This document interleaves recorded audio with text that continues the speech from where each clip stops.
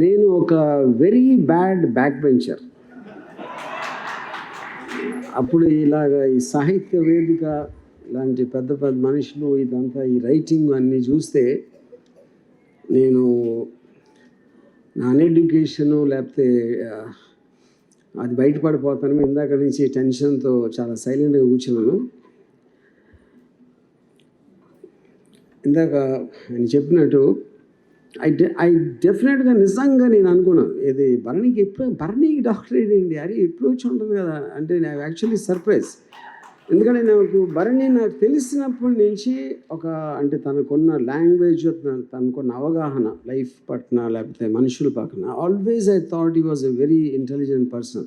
నేను ఫస్ట్ కలిసినప్పుడు అంటే నేను శివ తీయక ముందు సంగతి చెప్తున్నాను. సో ఇప్పుడు సడన్గా ఎవరు గుర్తించారు వాళ్ళని చూడాలనిపించింది నాకు. Okay, I don't mean in any rule way, but the point is ఇప్పుడు ఎస్ఆర్ యూనివర్సిటీ వాళ్ళు ఇచ్చిన మిగతా యూనివర్సిటీలందుకే వాళ్ళకి ఇంకా కళ్ళు తెరవలేదా ఏంటి నాకు అర్థం కాలేదు. బట్ ఫస్ట్ కళ్ళు తెరిచినందుకు I'm very grateful to that man because Barney deserves that kind of recognition. So నాకున్న ఒక పర్సనల్ ఆస్పెక్ట్లో బర్నీని because I know him for such a long time, చాలాసార్లు యూట్యూబ్ వీడియోలో నా గురించి ఒక వింత జంతువులాగా మాట్లాడతారు బర్నీ. అది నేను అంటే అప్పుడు శివ టైంలో మాకున్న ఎక్స్పీరియన్సెస్ అది. But I'm very very happy and thrilled to come here and to share this moment with him. So ఇప్పుడు ఇందాక బర్నీ గురించి ఆ పాటలు ఆ చిన్నపిల్లలందరూ పాడిన వండర్ఫుల్ పాట, ఎక్స్ట్రాడినరీ. అంటే అది బర్నీ హిస్టరీని, బర్నీ ఇంతవరకు చేసిన దాన్ని ఎక్స్ట్రాడినరీగా మ్యూజిక్లో కంపోజ్ చేశారు. I really enjoyed that song.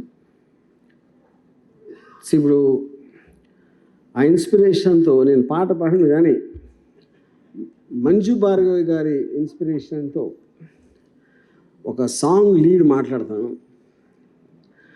పాశ్చాత్య సంగీతపు పెను తుఫానుకు రెపరెపలాడుతున్న సత్సాంప్రదాయ భారతీయ సంగీత జ్యోతిని ఒక కాపు కాయటానికి తన చేతులు అడ్డుపెట్టిన మహా మనిషికి శిరస్సు వంచి పాదాభివందనం చేస్తున్నాడు. మనిషి నిలువెత్తున ధనం సంపాదించినప్పటికీ దొరకునా ఇంతగానే రాదు. ఈ సందర్భంగా నేను చెప్పాలనుకుంటున్నాను. మంజు భార్గవి గారు మీకోసమే ఇది.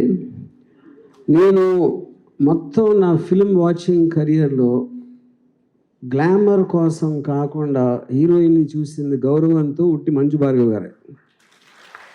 ఇంతకన్నా నేను కాంప్లిమెంట్